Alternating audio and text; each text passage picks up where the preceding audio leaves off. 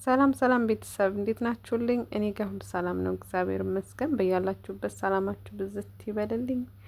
ለመላው ክርስትና እምነት ተከታዮች እንኳን አደረሳችሁ ላለው ቀድሜ ግን ስላላልኩኝ በጣም ይቅርታ። ትዝ አላለኝም እውነት ለማውራት በጣም ደብሮ የነበረ በፍጹም አላስታወስኩም እና ይቅርታ ጠይቃለሁ። እና ዛሬ መጥቼላችኋለሁ ውዶችዬ። የምሰራው ነገር አይኖርም ግን እየተቀባው መጣላችኋለሁ። ምክንያቱም የለቀኳቸው ቪዲዮ ማስክ ነው ድጋሚ የምቀባውና ስለዚህ አሰራሩን ከዚህ በፊት ስለለቀቅላችሁ ዛሬ እየተቀባው ግን አንዳንድ ጥያቄዎቻችሁን ለመመለስም ጭምር ነው የመጣሁት ማለት ነው። ይህ ባለፈው ሰርችላችኋለሁ በቅቤ ቅቤና የበቆሎ ዱቄት ማለት ነው። ገብታችሁ እዩት። ስንተኛው ቪዲዮ ላይ እንሆን ባላስታውስም ግን አሁን ቅርብ ጊዜ ነው የለቀኩላችሁ። ግቡና እዩት ማለት ነው። በጣም አሪፍ ማስክ ነው። ዛሬ ጸጉሬ ትንሽ ቆይቶ ነበር ማስክ ከተጠቀምኩት ማለት ነው። እንደምታዩት ጫፉ ጭብርርር ብሏል። በነገራችን ላይ ጫፉ በጣም የሚደርቅባችሁ ከሆነ የሚንጨባረር ከሆነ እንደምታዩት ውህድ በጣም አሪፍ ነው። በጣም ማለት ነው። ምክንያቱም ጸጉራችን ሲደርቅ ነው እንደዚህ ጭብርር የሚለው ከለሩን የሚያጣው የሚሰባበረው ጫፉ በተለይ ማለት ነው። እና ውህዱ ደግሞ እርጥበት ስላለው በውሃ ምናምን ስለምንሰራው አሪፍ ያደርገዋል።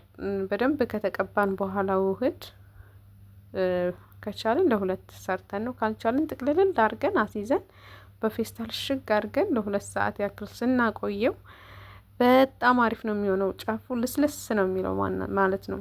መጀመሪያ ላይ አሳይቻችኋለሁ ጫፉ እንዴት ድርቅ ብሎ እንደሆነ የሆነ በቃ የሚያስጠላ ለዛ ራሱ አቶ ነበርና ሁሌ እንደዚህ ሲሆን ውህድ ነው የምጠቀመው።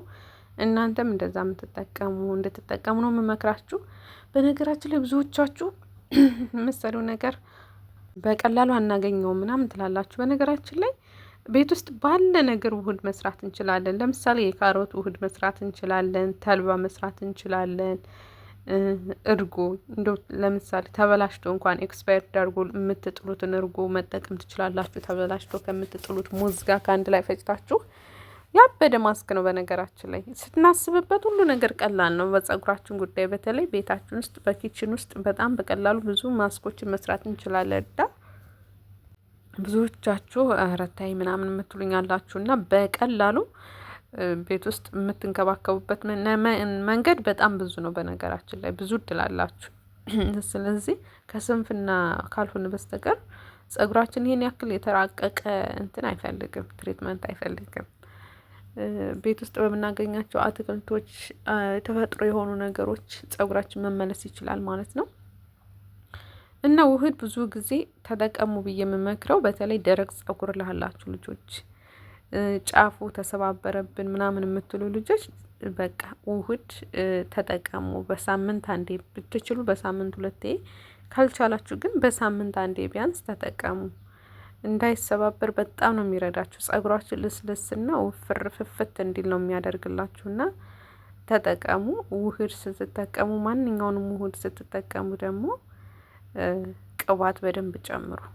ዘይቱንም ሊሆን ይችላል፣ ኮኮናትም ሊሆን ይችላል። ብቻ ግን የምትጠቀሙትን ቅባት በደንብ ጨምሩ። ከዛ እንደዚህ በደንብ ከቀባችሁ በኋላ ጸጉራችሁን አሁን ሂዩት እንዴት ወዙ ድምቅ እንደሚል ማለት ነው። ገና እየቀባሁት ማለት ነው። ታጥቤ ስወጣ ራሱ ደግሞ እንዴት እንደሚያምር አትጠይቁኝ።